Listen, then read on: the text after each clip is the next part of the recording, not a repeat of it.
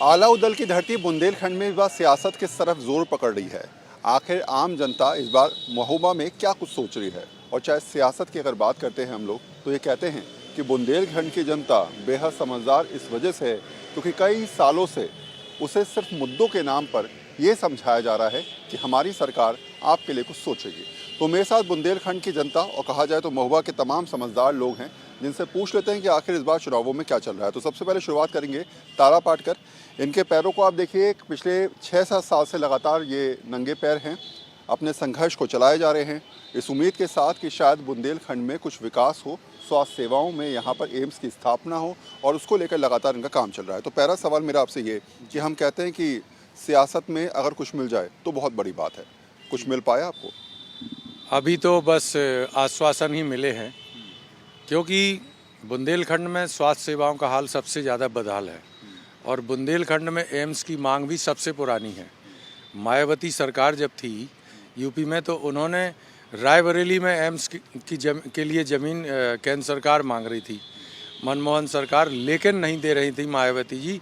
वो कह रही थी कि बुंदेलखंड में एम्स की ज़्यादा ज़रूरत है, और सोनिया जी चाहती थी कि हमारा संसदीय क्षेत्र है वहाँ पे खुल जाए।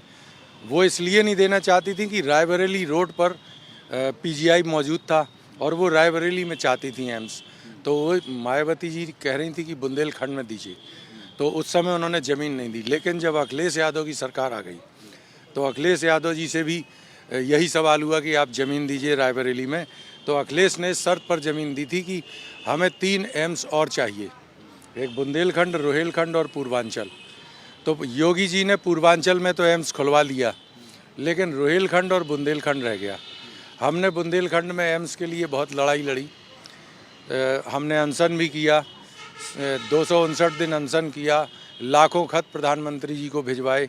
यहाँ की बहनों ने लाखों राखियाँ भी भिजवाई प्रधानमंत्री जी को कि स्वास्थ्य सेवाओं को सुधारने के सिलसिले में। इसके अलावा हमने उनके जन्मदिन पर भी 300 करीब 10,000 बच्चों ने 65 मीटर कपड़े में उनको बधाई संदेश लिख के भिजवाए।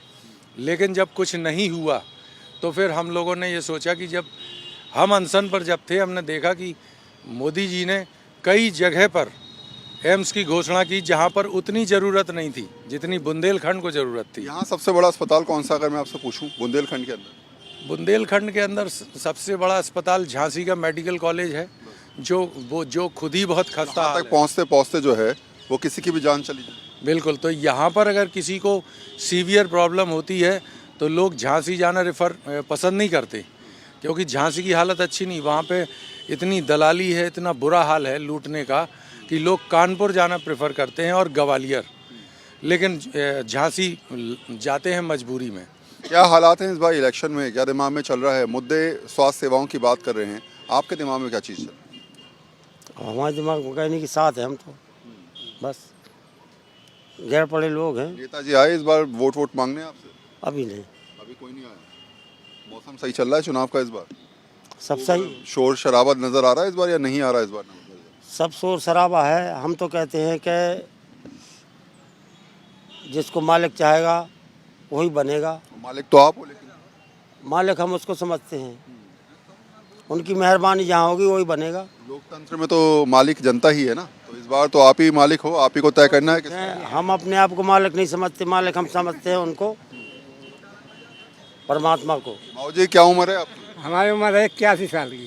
तो आपने तो बहुत सारे इलेक्शन देखे होंगे बाबूजी, इस बार का इलेक्शन? बहुत से इलेक्शन देख लिए हैं, अब तो बहुत भड़बड़ मचने लगा है। हमारे ज़माने में कोई तो भड़बड़ न होता था, हैं। और हम देख कमल में हमने लगाया हम वोट, वो अभी लगाते ही रहेंगे जो। अच्छा मुझे बताओ ज़रा कि अगर बुंदेलखंड के मुद्दों की बात करूं, आपने तो बुंदेलखंड को उस समय देखा जब डकैतों का यहाँ पर वर्चस्व रहता था, हैं, और आज के बुंदेलखंड में तो बिल्कुल अब सब कुछ खत्म होता चला जा रहा है। तो कितना ज़मीन आसमान का अंतर देखते हो पिछले 15-20 सालों में? अगर बुंदेलखंड के विकास की बात करूँ, कुछ बदला या फिर वही पानी की समस्याएं, वही दिक्कतें चलती आ रही है? अब तो काफ़ी बदल गया है, ऐसी बात नहीं। पानी का भी है, लाइट का भी है, कुल काम अच्छे हो गए मतलब, और कोई ठीक है सब। और हम तुमसे क्या बताएं, इतनी बता सकते हैं। हाँ। अच्छा ये बताइए मुझे, बुंदेलखंड की हम बात करते थे तो हम कहते थे उत्तर प्रदेश में सबसे पिछड़ा इलाका, जहाँ पर व्यवस्थाएं नहीं हैं, जहाँ पर सेवाएं नहीं है, जहाँ पर शायद व्यक्ति ये सोचता है कि आखिर कब उसको इलाज की व्यवस्था मिले या कब सड़क बन पाएगी या कब उसको रोजगार मिल पाएगा। इस बार के बुंदेलखंड की तस्वीर क्या है? इस बार का बुंदेलखंड थोड़ा सा बदलाव हुआ है। जैसे पर्यटन के क्षेत्र में एक गोरखगिरी स्थान है यहाँ पर, वहाँ पर तमाम काम हुए और 12.5 करोड़ रुपए का बजट भी वहाँ पास हुआ। और जो सबसे बड़े मुद्दे हैं, जैसे आपने कहा बदहाल स्वास्थ्य सेवाएं, तो एम्स की मांग हुई, मेडिकल कॉलेज की मांग हुई। तो इससे भी बड़ा मुद्दा है कि पहले यहाँ पर जिला अस्पताल में डॉक्टर्स होने चाहिए। ये तो बड़े बड़े प्रोजेक्ट है, लेकिन जो गवर्नमेंट तत्काल कर सकती है तो वो डॉक्टर की कमी पूरी कर सकती है। 25 डॉक्टर का मानक है जिला अस्पताल में, लेकिन बामुश्किल 11 डॉक्टर हैं। 11 डॉक्टरों में एक पीएम ड्यूटी में चला जाता है, एक कारागार में ड्यूटी में चला जाता है। तो अगर डॉक्टर्स की कमी पूरी हो जाए तो जो आदमी झांसी जा रहा है या कानपुर जा रहा है, 4 घंटे या 2 घंटे का समय लग रहा है, तो उसकी जान बच सकती है। और मेडिकल कॉलेज तो बनना ही बनना चाहिए। सही कह रहे हैं बाबू जी? हाँ जी, सही कह रहे हैं। क्या लग रहा है इस बार? बढ़िया है, बुंदेलखंड राज हो जाए, एम्स खुल जाए यहाँ पे, तो सबसे बढ़िया यही काम है। सड़कें वड़कें सब सही बन गई? सही, लाइट सही है, पानी की व्यवस्था सही हो गई, और काफ़ी ख़राब थी पहले, अब से मतलब आपको लग रहा है विकास हुआ है? विकास हुआ है। अच्छा, आखिरी सवाल मैं आपसे पूछ लेता हूँ।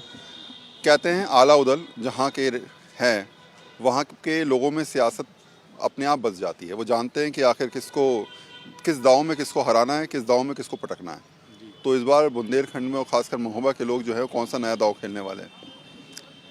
देखिए, नया दांव तो कुछ नहीं है। सच्चाई ये है कि पिछले 5 साल में बहुत परिवर्तन हुआ है। कोरोना काल में ज़रूर दिक्कतें हुई हैं, लेकिन सरकार बहुत कुछ कर रही है। अगर आप देखें, देखिए आवास मिले हैं लोगों को, सुरक्षा भी है, लॉ एंड ऑर्डर सुधरा है और बिजली की व्यवस्था सुधरी है। रोड पहले बुंदेलखंड के बहुत ख़राब हुआ करते थे, आज की तारीख में सड़कें सुधर गई हैं।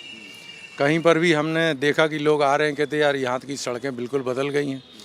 रेलवे में भी काम हो रहा है। देखिए, विद्युतीकरण हो गया है। हमारे महोबा का जो झांसी मानिकपुर वाला ट्रैक है, वो उस समय बना था जब देश में रेल व्यवस्था चालू हुई थी 1858 में। उसके बाद ये बना था 1889 में, बन के तैयार हो गया था। लेकिन आज तक उस पर विद्युतीकरण नहीं हुआ था, डबल ट्रैक नहीं हुआ था। अब उस पर भी तेज़ी से काम चल रहा है। पानी के लिए भी सरकार ने कई योजनाएं दी हैं, जैसे कैन बेतवा के लिए चल रहा है, अर्जुन सहाय परियोजना यहाँ पे वो तो आपके हिसाब से चीज़ें हो रही हैं, आगे बढ़ रही हैं और उसी हिसाब से जनता सोच भी रही है। तो अगर इसका निष्कर्ष की बात मैं आपको करूं तो हम ये कह सकते हैं कि वक्त के साथ, स्थिति के साथ हालात बदलते ज़रूर हैं और शायद यही वजह है कि मुद्दों की राजनीति करने वाले तमाम लोग जानते हैं कि इस बार सियासत में उनको किसको चुनना है, किसको आगे बढ़ाना है और किस पर अपनी दूरी बढ़ाकर ये सोचना है कि इस बार ये सही है या ये गलत। तो मुद्दों की राजनीति में फिलहाल जनता जानती है कि उसके लिए कौन बेहतर रहेगा और कौन बेहतर नहीं रहेगा। कैमरा पर्सन रितेश मिश्रा के साथ वरुण सिन्हा, महोबा, आज तक।